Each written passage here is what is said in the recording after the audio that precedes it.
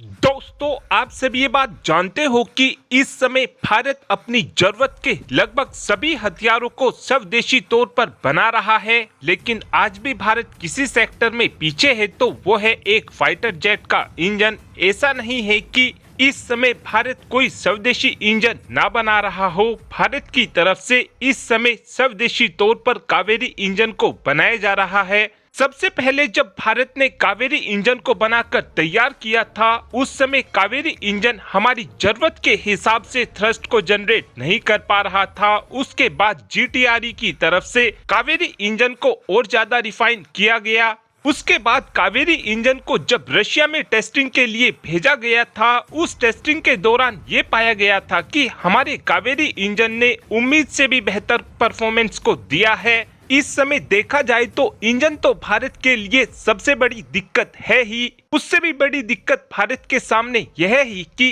इस समय भारत के अंदर ऐसी कोई भी टेस्ट फैसिलिटी मौजूद नहीं है जहां पर हम अपने इंजनों के परीक्षण कर सकें। जिसका नुकसान हमको यह होता है कि जब भी हमको अपने कावेरी इंजन की टेस्टिंग करनी होती है तो हमें अपने इंजन को रशिया में भेजना पड़ता है, और एक बार रशिया में इंजन भेजने का मतलब यह होता है कि हमारे 6 महीने इंजन की टेस्टिंग में ही वेस्ट हो जाते हैं। इसी बात का सॉल्यूशन निकालते हुए भारत की तरफ से ये फैसला लिया गया था कि हम भारत के अंदर ही एक इंजन टेस्ट फैसिलिटी को बनाकर तैयार करेंगे। और आपको ये बात जानकर बहुत ही ज्यादा खुशी होगी कि आज बेंगलुरु में राजन कुंती में इस टेस्ट फैसिलिटी को बनाना शुरू कर दिया गया है। इस टेस्ट फैसिलिटी को भारत ने सितंबर 2023 में ही बनाना शुरू कर दिया था, और आज इस टेस्ट फैसिलिटी की एक सैटेलाइट इमेज भी आई है जो आप अपनी स्क्रीन पर देख भी रहे हैं। भारत की तरफ से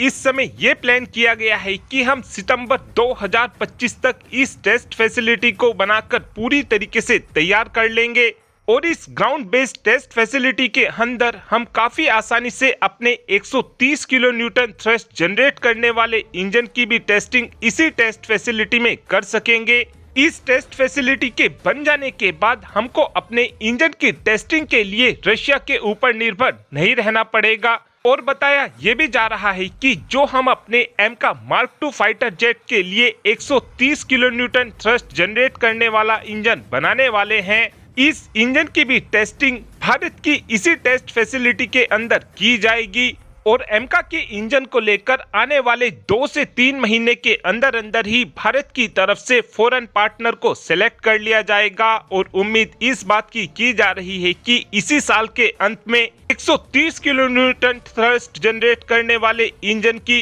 डील को भी साइन कर लिया जाएगा। लेकिन अभी बात यहीं पर खत्म नहीं हुई, क्योंकि जीटीआरई ने हाल ही में ही हमारी वायुसेना को बोला है कि हम आपके IL-76 विमान को फ्लाइंग टेस्ट बेड के तौर पर इस्तेमाल करना चाहते हैं। यानी कि जीटीआरई अब ये चाहता है कि अपने इंजनों की हाई अल्टीट्यूड टेस्टिंग को भी भारत के अंदर ही किया जाए, और अगर हमारी वायुसेना की तरफ से IL-76 विमान को फ्लाइंग टेस्ट बेड के तौर पर जीटीआरई को देने की परमिशन दे दी जाती है तो हम फिर काफी आसानी से अपने इंजनों की हाई अल्टीट्यूड टेस्टिंग भी भारत के अंदर ही कर सकेंगे। फिर हमको किसी भी टेस्टिंग के लिए रशिया के ऊपर निर्भर नहीं रहना पड़ेगा, जिससे हम काफी तेजी से अपने इंजनों का निर्माण कर सकेंगे।